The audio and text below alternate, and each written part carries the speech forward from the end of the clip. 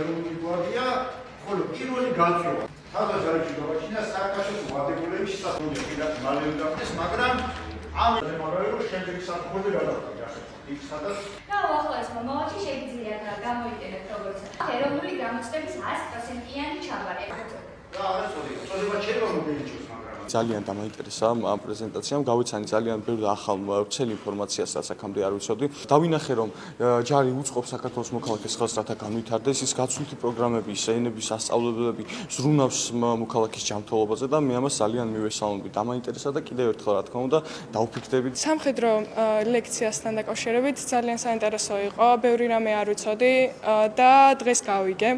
და იმედია, ბევრი ასეთივე ლექცია ჩატარდება და მადლობა ასეთი გამოცდილებისთვის.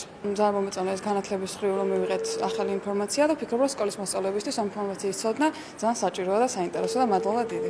მამაც ჩემი და ასევე ჩემი სამი ბიძა არიან სამხედრო პირები და ბავშვობიდან დაბადებიდან ვიზრდები სამშობლოს სიყვარულში. და გააზრებული მაქვს, რაც ნიშნავს ჯარისკაცისთვის ფორმა და ასევე რამხელა პასუხისმგებლობასთან ეს დაკავშირებული.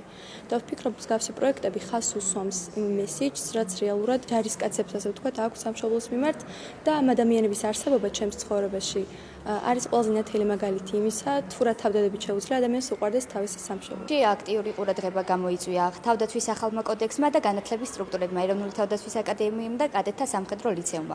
პროექტი ჩვენი ჯარის მთავარი მიზანი არის მოსწავლეებში სამხედრო საქმისადმი ცნობიერების ამაღლება, თავდაცვის შესახებ ასევე ცნობიერების ამაღლება და პატრიოტული ღირებულებების გაღრმავება.